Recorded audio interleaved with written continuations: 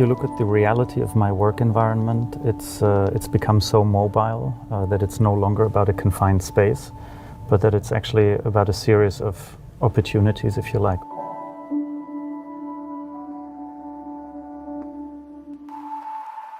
Mobility has long claimed its territory in the definition of what a workspace could be. I mean, my personal workspace is primarily transient, so there is a kind of very intense rhythm of travel, hotel, many places I visit to meet people for the projects we're doing across the world. And there's a really intense kind of being connected, Skype with the teams at the offices, look at things together, talk through. There's always a few hours every day in a way dedicated to that. And then there are the things you do externally, if you like. But the mobility of that has become really key to the way we're working.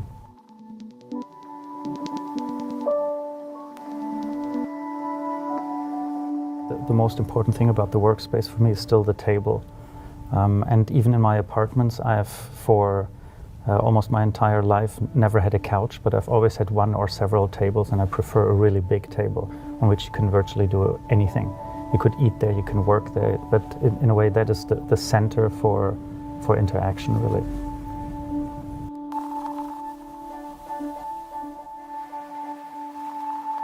At the same time, if you talk about the classical office, the traditional office, and of course for architects that's still very important because it's all about people working and actually collaborating.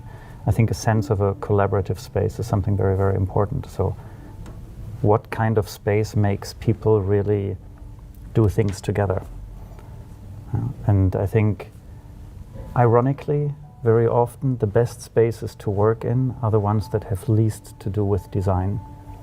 So I believe architects that have offices that are extremely beautifully designed don't do any interesting work anymore because they're already enveloped by the end point of it. So I actually think that even also there in the sort of permanence of a workspace, that something quite open is very important for that.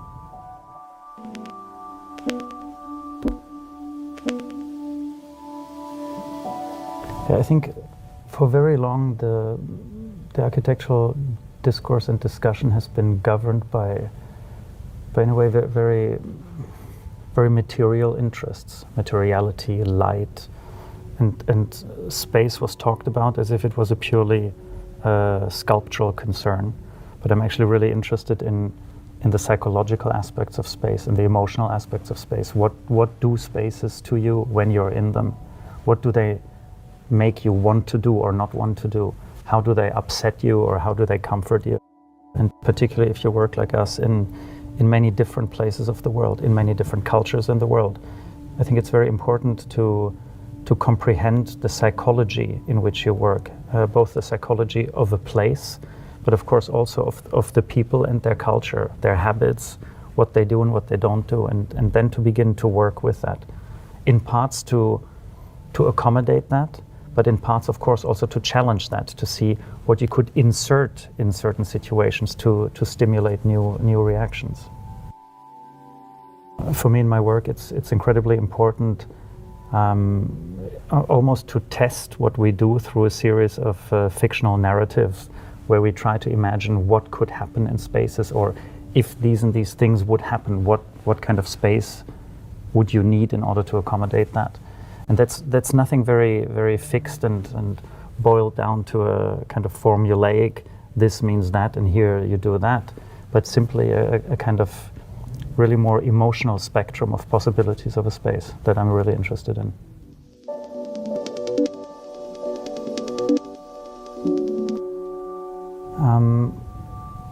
It's very dangerous to design for places that you have absolutely no relationship to, and that ultimately you have absolutely no understanding of. So I've always tried to spend really maximum amount of time in the places that I'm working, which very often meant I had to move. So I lived in many different countries actually in my life, because I simply wanted to get a sense, literally a sense for those places, and then a sense for how architecture could could attain a meaning in those contexts. And probably the most dramatic of these decisions was when almost 12 years ago I decided to move to China, because I was working on this immensely big and important project there, and really understood at the very beginning that I think the challenge of the project itself was so extreme that we could have never made it happen remotely without being there on a daily basis and really understanding the anxieties of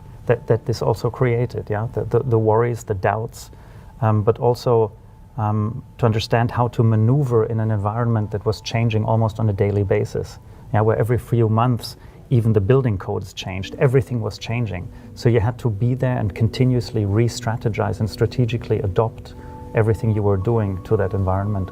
And that was only possible through really personal presence and personal involvement.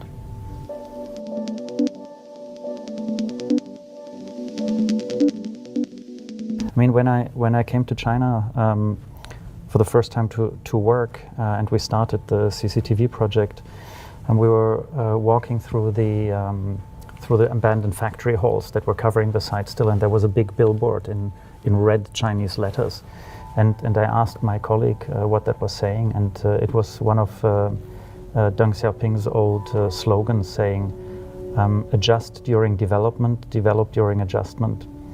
And of course, as much of a political slogan as that was, but there's of course also a very philosophical meaning really to it, that you can only change something if you allow it to change yourself as well.